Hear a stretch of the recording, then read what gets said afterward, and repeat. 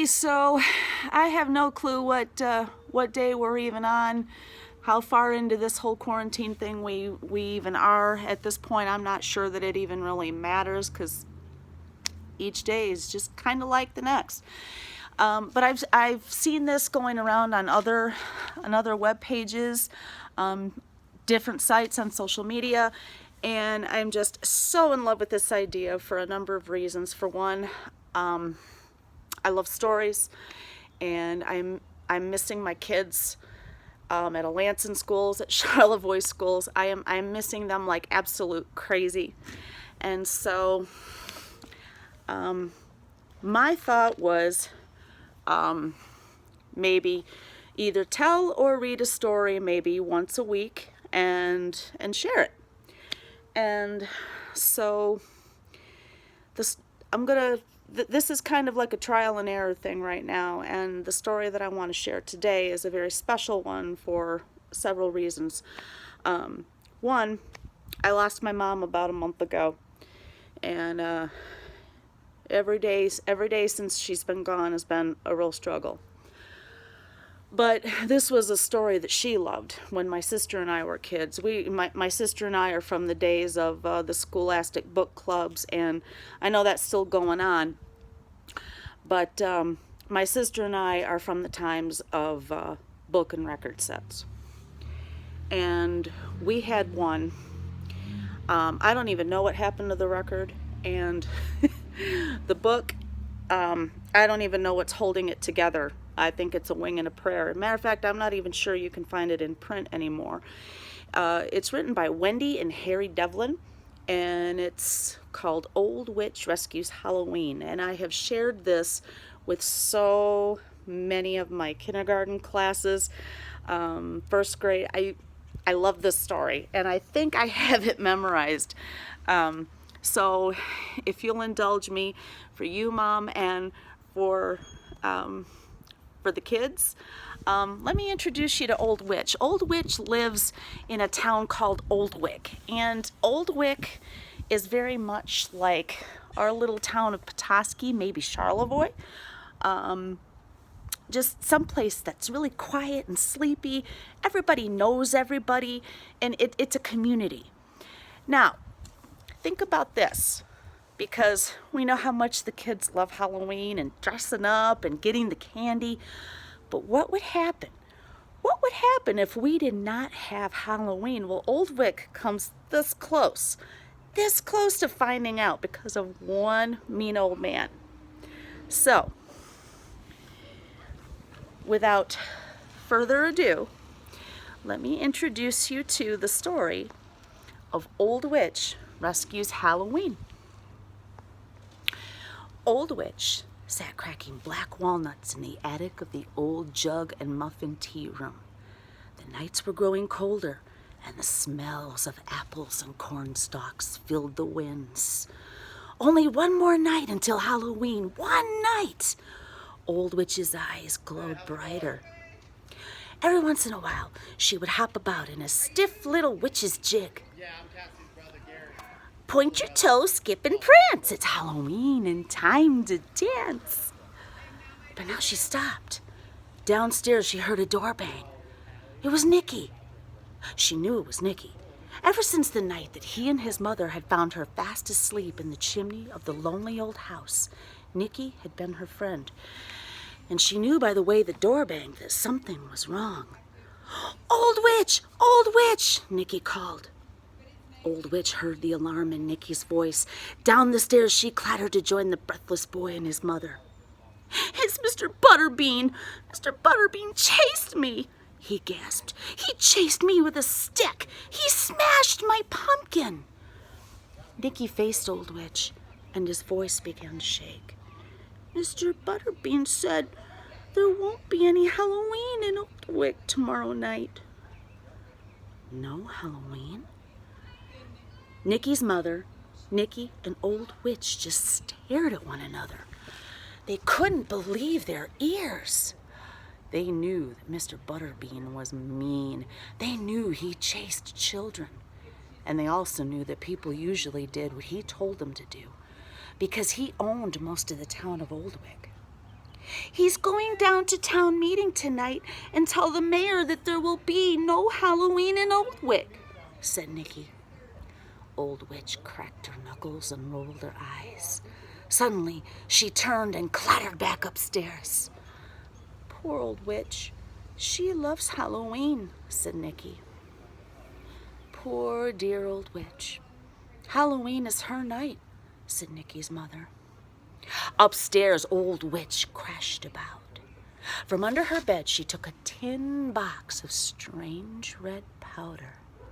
From an earthen crock, she took a hank of hair, and from behind a beam, she took 3 dried seeds. Cackling wickedly, she tucked them away in her cape and sang a little song. Snakes sneeze, toads den retch-a-fretch. Old Butterbean has met his match. She winked at the crow outside her window. That evening, Mr. Butterbean let everyone know what he planned to do at Town Hall that night. The bad news spread fast, and all day the people of Oldwick worried that Mr. Butterbean would do just as he said he would do. They worried that there would be no Halloween. At dusk, as the town lights came on, unhappy children and their anxious parents began to gather early to the meeting at Town Hall. Nicky and his mother quickly cleaned up the tea room so that they could be to the meeting in time. Old Witch, scowling angrily, scooted on ahead. She took her favorite shortcut through the woods, past the great house called Butterbean Manor. The moon was beginning to rise, but the path was dark. In front of the mansion, a crow called an alarm, and Old Witch stopped. She cupped an ear to catch the warning. Too late! Too late! Whoosh! Swish! And a blanket was thrown over her. Kicking and screeching, she was bundled off to Butterbean Manor and up the stairs to a room high in the tower. Before she could fight her way out of the blanket, she heard a key locking the door. Spluttering, Old Witch made her way to the window and flung it open. Far below, she saw Mr. Butterbean drive off to the meeting at Town Hall. Snake sneeze, she rasped. My broom! I'll fly down. Where was her broom? It must be back on the path, she thought. For a moment, it seemed as though all would be lost. But only for a moment. Old Witch leaned out of the window and whistled. The great black crow that never seemed to be very far from her flew to the sill. Old Witch, with a whispered word, sent the huge crow swooping into the woods. In a moment, he came struggling back, clutching the broom in his beak. Beautiful bird, she squawked. And now, perched on her broom, she soared out of the window towards the town hall. In the center of town, the meeting had begun. Mr. Butterbean was shaking his cane at the crowd. Beside him on the platform, Old Wick's mayor sat looking very upset. Down with Halloween, shouted Butterbean. Down with noisy children. Down with trick or treats. There will be no Halloween in Oldwick this year. But, Mr. Butterbean, squeaked the mayor, wiping his glasses unhappily. No Halloween! Mr. Butterbean thundered. Some kids began to cry. Where was Old Witch? After all, Halloween was really her night. Where was she? At that moment, there came a whir and a swish and an angry squawk at the open window. And in sailed Old Witch, trailing a lace curtain from Butterbean Manor. She flew over the heads of the people and straight to the speaker's platform, knocking off hats and overturning chairs on the way. The children shrieked with joy. Mr. Butterbean came... Old Witch came to a stop in front of Mr. Butterbean. Mr. Butterbean just stared in amazement at Old Witch. He couldn't believe his eyes. How could she have escaped from the tower? Then his fury returned. He snatched a pitcher of water from the speaker's table and dumped it on Old Witch. Troublemaker! Mr. Butterbean shouted. For a moment, Old Witch just dripped. And then, with water squishing in her shoes, she broke into a furious jig. Her eyes glittered, and she hissed, "Spiders snick, sneeze, and witches grog. Butterbean is a bright green frog." Then, while Mr. Butterbean continued his shouting, Old Witch reached into her cape and threw a powder into the air. There was a flash, a puff of smoke, and in the middle of a shout, Mr. Butterbean changed. He wanted to say, "Down with Halloween!" Instead, it came out, "Down with..." "Groink." "Groink?" asked Mr. Butterbean. "Groink?" asked the mayor. "Groink," said everyone. "Groink," said Mr. Butterbean. After all, groink was all Mr. Butterbean could really say, because suddenly Mr. Butterbean was just a very small frog. No one could even see him at Old Witch's feet. All they knew was that Old Witch was here and had taken charge.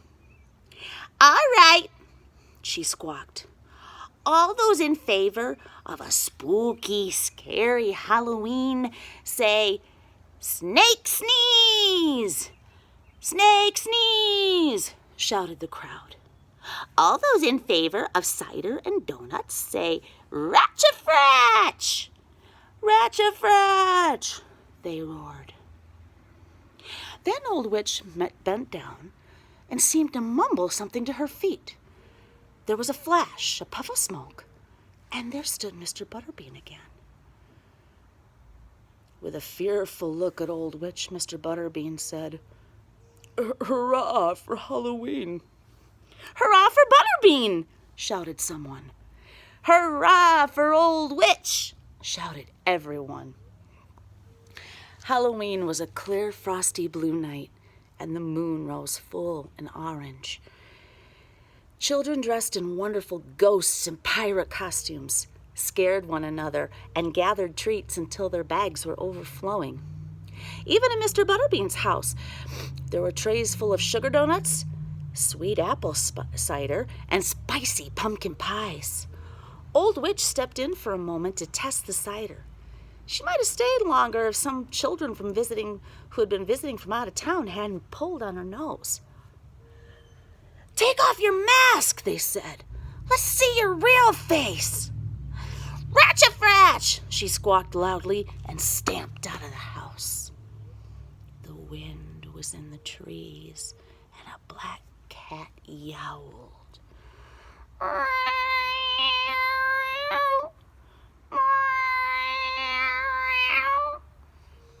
"My night! Halloween!" she cackled. And then, as though the sounds of night called, she rose into the dark blue skies. Well, there you have it. That's my friend Old Witch. And I have one other adventure of hers that tells the story of how Nicky and his mother came to find Old Witch and become her friend. So if you like this story, well, I'll most likely share that one next time.